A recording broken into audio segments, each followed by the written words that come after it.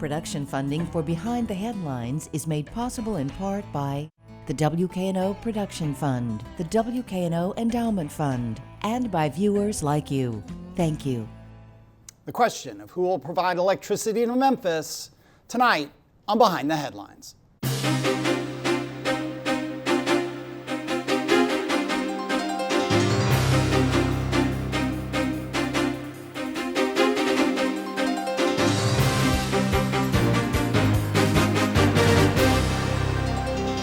Eric Barnes with the Daily Memphian. Thanks for joining us. I am joined tonight by John Baer. He is the CEO of the Mid-Continent Independent System Operator, also known as MISO. Thanks for being here. Thank you. It's great to be here. Along with Bill Dries, reporter with the Daily Memphian. MISO is obviously has been in the news quite a bit lately. I may actually kind of turn to Bill to make sure we frame this up correctly for people who haven't followed as closely as certainly you have and that we have, with the big decision that MLG&W has of whether to renew its long-term relationship with Tennessee Valley Authority as the provider of electricity. There's an RFP process. There are consultants. One of the main alternatives that has come forward is MISO. And Bill, why don't we start with maybe just a quick where we are in the RFP process. This is ultimately a decision of MLG&W, its board, but because MLG&W is owned by the city of Memphis, in practice it seems that the decision will finally come down to the Memphis City Council. Right. On August 16th, J.T. Young, who is the CEO and president of Memphis Light Gas and Water Division, who you've seen before on this show, will make his recommendation to the Light Gas and Water Board about options going forward. In essence, the basic question here, with a lot of complex questions after it, is should Memphis Light Gas and Water continue to have the Tennessee Valley Authority as its provider of electric power? So he'll make that recommendation on the 16th. The Light Gas and Water Board will probably take its vote on this by the end of the year after some public hearings, probably a lot of public hearings between that August 16th recommendation and the decision that the board makes. So that's where we are. And it will get into some of the real complexities of there's a bid for transmission, there's a bid for generation, there's a lot. But let's go kind of big picture, John, if we can, and then we'll get more and more into the details over the course of this conversation. And again, thank you for being here in from Indiana. Make your case. I mean, why would MISO be a great alternative, a good alternative for the city of Memphis? MISO is a very experienced grid operator. We've got a proven track record of creating value for our members. We've created $40 billion of value for our members over the last 15 years. We can provide them access to multiple options for energy providers as opposed to just one. We can provide them access to 40 gigawatts and growing of renewable energy. So we think that MISO gives them a tremendous amount of options to get what's best for what the folks here in Memphis. You mentioned a couple things. Members. That's the new thing, I think, for our terminology in terms of considering as a city, as a community, because of course Memphis Light Gas and Water provides electricity not just in the city of Memphis. What do you mean by member?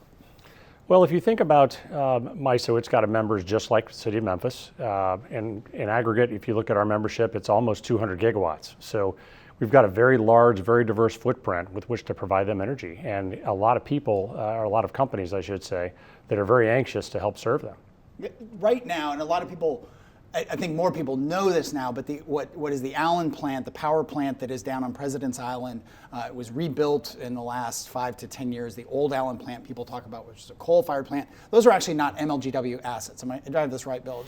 Right. The old, not to get too into the weeds on this, but the Allen plant was originally built by Memphis Light Gas and Water, but it's been owned by TVA. The new $1 billion natural gas-fired Allen plant, which is just across the road from the old one, was built by TVA, opened in 2018.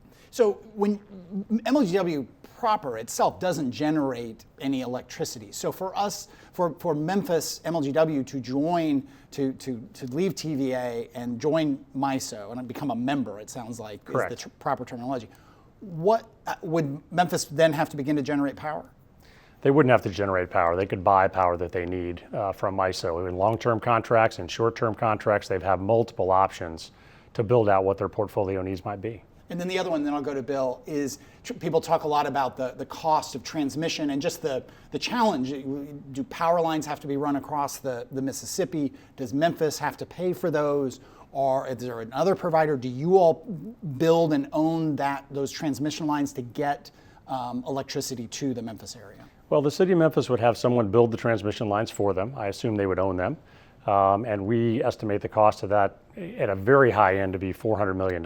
And we've got a pretty conservative estimate of about $100 million a year in benefits.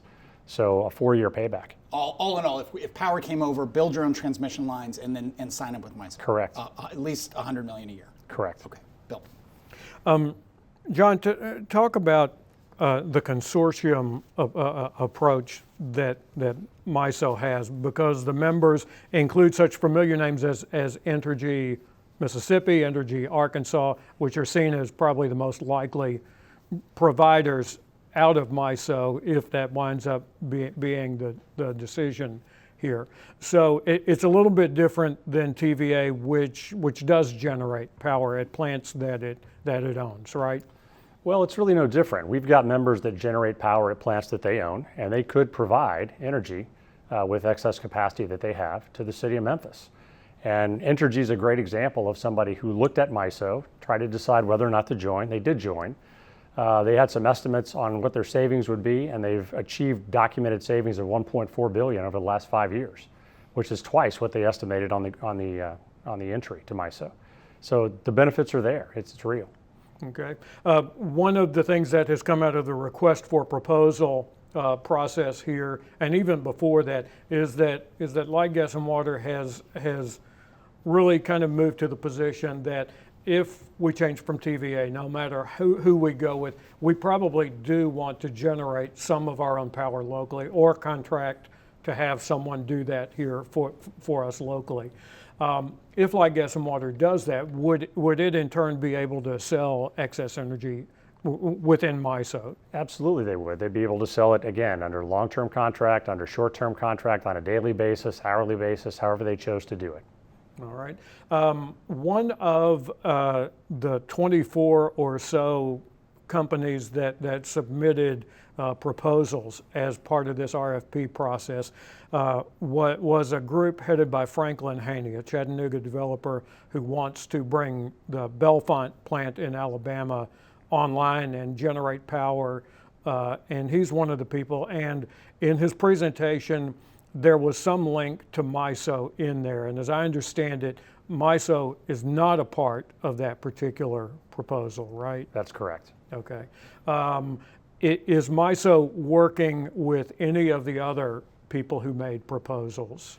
So not that I'm aware of. Again, what we would do is help facilitate things once the city of Memphis made their choice so that they could get access to that power, whether they needed transmission to move it or whatever they needed.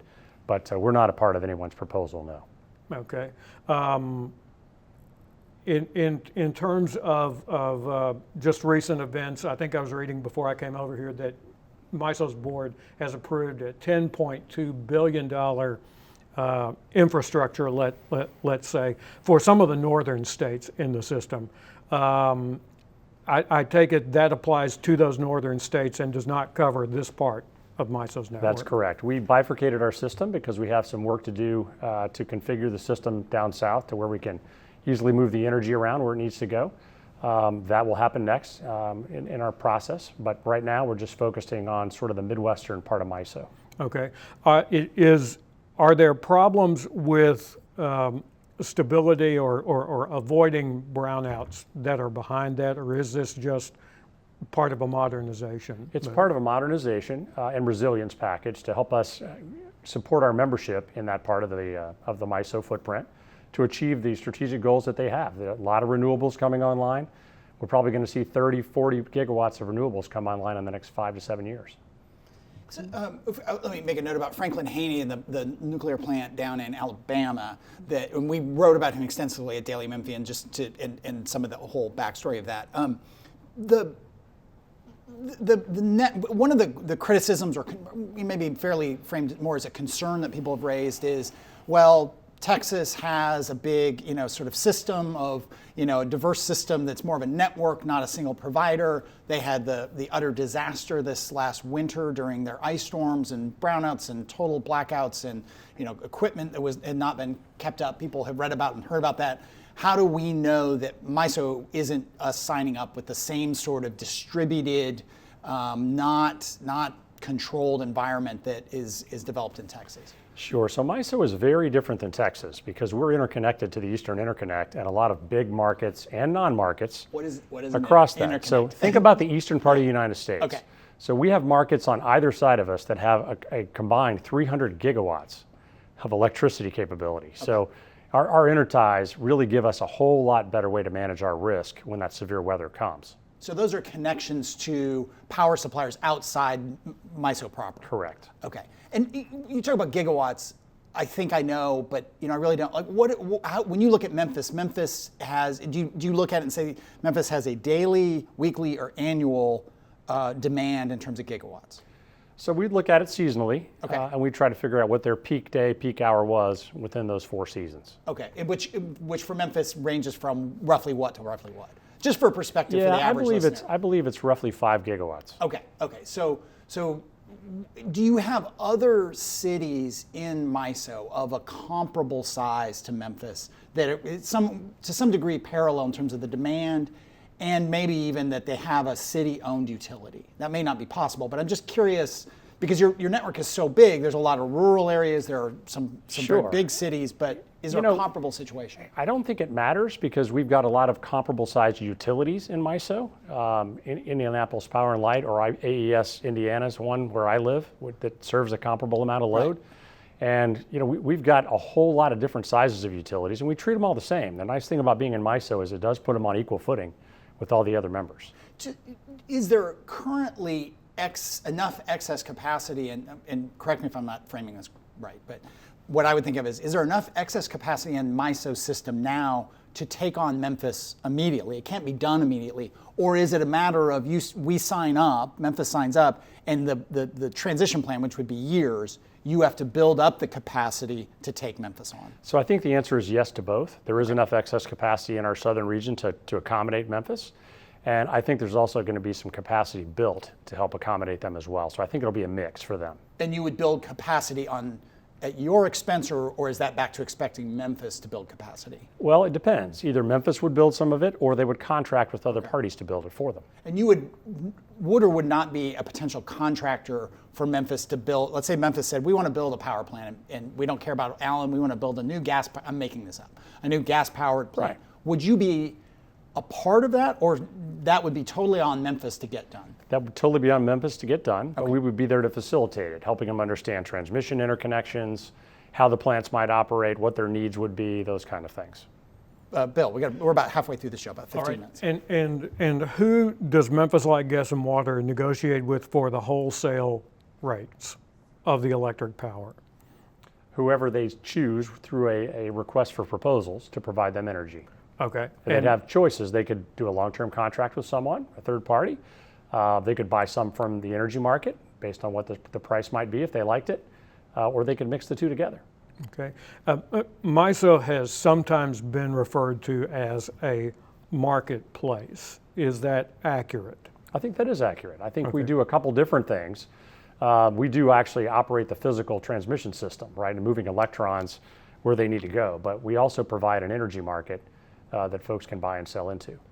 Okay, and that is something of a switch from TVA where some long-term rates have been locked in. Is that possible within MISO's network? So it is possible. So what you would do again is say, I'd like to lock in some percentage of my need, and you would go to a third party or third parties and have them bid on that, and then you could pick the lowest bidder and lock that in.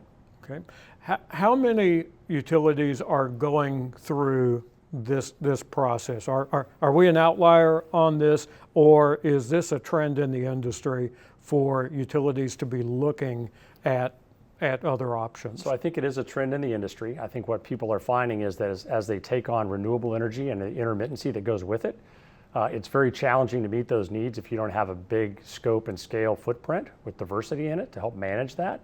And we're even hearing from some of the other TVA members as well that are interested in seeing what goes on in MISO and how that works, and getting a lot of questions from them. One of the terms that we've also become familiar with over the course of the last few years is balancing authority. What is a balancing authority? Does MISO serve that role? So this is back to the question you just asked. If a city like Memphis were to be its own balancing authority, it's expensive and it's difficult. If you join MISO, we are the balancing authority for you, so that you can sort of hand that off to somebody else, and we're so much bigger, we can manage it much better. And the balancing authority basically aligns the different sources of energy. Is that? Yeah, what like a balancing authority to the layperson is what? So we manage your transmission system, and we manage the flows on that transmission system. So think about someone managing traffic on a tollway, right? To make sure that the traffic is moved around in the right places at the right time, so you don't have congestion and things like that. I think that is the part, and again, I'm not accusing you of this, I've heard people say this. That's the part that gets people thinking, well, that's like Texas, and they didn't have enough power, and everybody needed power, and how do you make that decision in an extreme event that Memphis is going to get its power and everybody's going to get their power? I mean, or is there a point at which choices have to be made about who gets power? Sure. So let's differentiate Texas from MISO one more time. Okay. So Yeah, Texas is a single state entity. They are not intertied into the rest of the country, right? MISO is a 15 state and 1 Canadian province entity. Tremendous diversity all the way from Manitoba down to the Gulf of Mexico. We are interconnected into a lot of big markets next to us, which I talked about earlier. And all of that gives us tremendous different risk profile as opposed to what just the state of Texas has. You mentioned green energy. Talk about that. I mean, and apologies if you already said this, but Sure. What the percentage, I mean, that's an increasing number of people in Memphis talking about that, talking about, can we have more, can we get solar, can we get some other alternative sources, the move from the coal-powered plant to the gas-powered plant. I don't know how you measure this, but I'll ask it in my way.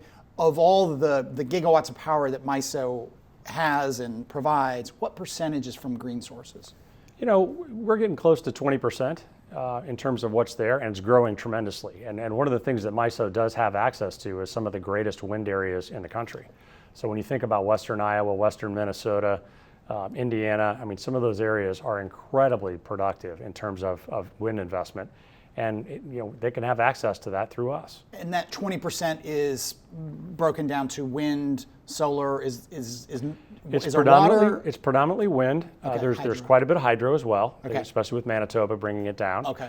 But we're seeing a tremendous amount of solar going to be interconnected probably in the next 5 years. And that people talk about solar, and the cost has just cratered in a good way in terms of building Right. solar panels for your house or for at scale. I mean, you said in 5 years you'll be doing quite a bit of additional solar. That would get you to, give or take, what percent, or 50% maybe, 50% in terms of what could be there from a renewable standpoint. from 50% of whatever that renewable part is. And then wind also getting more efficient, or is that peaked in terms of efficiency? It's very efficient, Yeah. but it's going to continue to get a lot of investment. Yeah, Bill. All right. So the RFP process is complete here. The Light, Gas, and Water Board begins to make its own decisions. I think MISO, or at least the energy folks from Mississippi and Arkansas, were already on the ground here kind of saying this is what you could expect in the event that you go further down the road on this route. From what you've seen of the process, how normal is it for this kind of review to take place? Again, I think it's very similar to the process Entergy went through in terms of how it happens. The only difference I would say is how you include independent parties to evaluate things like your cost of transmission. MISO's built $25 billion, or overseen the build of $25 billion of transmission over the last 15 years, and we can't get close to where their estimates are. So some of that needs to be worked out. We do think the benefits are there for sure at $100 million, and we think that's conservative. So there's more discussion to come on the whole idea of what the cost of this is and what the benefit of this is, or the savings are, compared to where TVA is now. I believe so, I do, and I think there's even more benefit that's not being counted. Things like having access to multiple providers over multiple terms would provide you a much better alternative than just one. Okay, all right. Just to clear something up on the transmission system, when you talk about Light, Gas, and Water or someone that contracts with doing the transmission, is that once it arrives in the city or before it gets to the city? Can you ask your question again? So between the city and, let's say, the energy plant in Little Rock, who pays for that? So once they build their transmission system, it would be pushed into MISO, right? MISO has a network transmission rate, which is everyone's transmission costs added up, divided by how many people are on the system. So it averages things out, and they will just pay a system rate. Okay, so we link up to that system. Correct. Okay. So that would mean, again, I know this is just it's amazing the misunderstandings and questions people have. So I appreciate you walking through this way. That would mean that potentially Memphis would own these lines across the river. There'd be a point at which it plugs into what the existing system. Correct. That is we don't own that. We're paying a fee, the fee you just described for that section. Correct. Right. And you'll be getting paid a fee for your transmission. So Right. it's just a network service. Think of it as anytime you got on a tollway, you paid the same rate. Yeah. And apologies if we already said this, Bill, but when the RFP, the MLGW gave kind of a preview of some of the results of the RFP. They didn't name companies, but MISO came forward and said, that was our stuff. And other people came forward and said, who they were within the odd anonymous reveal. Not all of them, but some. Yeah, some came forward. It was a little odd, but it is what it is. JT Young and I think Mitch Graves, the head of the MLGW board, said, look, from what we see and based on the recommendations of our consultant and their analysis, the savings are very, very small, well under $100 million. Was that correct? I think in one upper level estimate, it hit 100 million. Okay. And I know you've said this, but I'm going to walk through it again because that's what people get really concerned about is saving the money. We're paying, those who want to leave say we can save 450 million. The savings you estimate, when you talk about the conservative estimate of $100 million a year, that comes primarily from paying a lower rate for electricity? I mean, is it that simple, or is there a lot more to it? That's predominantly where the savings are. Okay. And again, I would go back to Entergy and show you, the demonstrated savings that they've got and they've published. You can see them. They estimated 700 million, they got 1.4. The critics of TVA they have lots of reasons they're critical. One, they point to, well, TVA has an incredible amount of overhead, has very high paid salaries of executives and so on. Do you all, we're not going to break down your balance sheet and your P&L right here, but what is the difference that makes you all able to provide that electricity? Is it a matter of overhead? Is it a matter of your margins are not as high as TVA's? What is it? It's a matter of scale. It's just the fact that we've got so much more capacity inside of our region, and we've got a lot of weather diversity, which allows us excess to move where we need to move it, and we can move it very cheaply. MISO is a 501c4 corporation for the public good. Everything we do is in the open, transparent. Our board meetings are in the open. You can come and sit in on. We've had them here. Yeah. So there's nothing behind closed doors, and everything is documented. The other thing, TVA, just a couple minutes left here, that TVA does, even the critics of TVA will say, well, TVA provides a lot of tax incentives and other incentives to business and economic development incentives to get companies to move here, to stay here. Is MISO in that game or that business? We're not. We return all of our funds back to our members. And my question for those benefits and those economic development funds is, where do they come from? Because they've got to come from somewhere, right? And again, when we stand back and look at TVA, we see their size. They're roughly the same size as Entergy. So maybe what they should think about is joining MISO, because they could save $300 million a year or so. So how is that money returned back to members? So we calculate rates, and at the end of the year, if we have excess funds that we've over-collected, which generally it's very small, of course, then we reduce the rates for the next year. Just a minute left here. The other criticism that for some people goes back many, many years, in fact, decades of criticism of TVA is that they have a very big presence in Chattanooga. They have a presence in Knoxville. In Knoxville, thank you. But very little presence in Memphis until it became clear that Memphis was considering leaving TVA. Would you all have a corporate presence here in any way? It doesn't sound like it based on the model you all have. We most likely wouldn't have a bricks and mortar place here, but we do have customer service folks who spend a lot of time with our members, helping them and helping understand what their needs and requirements are. What is the biggest misunderstanding you hear in this process that you, through the RFP, through talking to people, having your board meeting here, media like us asking you a question? What are the most common themes of misunderstanding that you hear? I think people have a hard time believing the benefits that we can create. And I think when you look at them, and I can show you documented cases, and Entergy is a great one, you can see in each of their jurisdictions where they've made public filings and documenting the savings that they're getting. So the benefits are real, and our members are voluntary. So if they weren't getting benefits, they wouldn't stay in MISO. And the commitment, I mean, TVA is looking for, I think, a 20-year extension. What sort of time frame is the commitment to MISO? I believe it's a 3 to 5 year commitment. And it could be done in how quickly or how slowly? It could be, Memphis could move to MISO how quickly or how slowly? I think it's a function of how quickly they could get the transmission built that they need. Any sense of I want to how say long? it's 5 to 6 years. 5 to 6 years, okay. And in any event, MLGW would have to give a 5-year notice to TVA. Yeah, and speaking of TVA, we had Jeff Lyash, the CEO of TVA, on the show recently in the last 2 months or so, and you can get that at WKNO.org or on YouTube, or you can go to the Daily Memphian site. John Baer from MISO, thanks very much. I appreciate this. This was very helpful and very informative. Bill, thank you, and thanks for all the context that I lacked. You can get the full episodes, as I mentioned, always at WKNO.org. You can also download the podcast version of the show from the Daily Memphian site, from the KNO site, iTunes, Spotify, or wherever you get your podcasts. Thanks very much, and we will see you next week.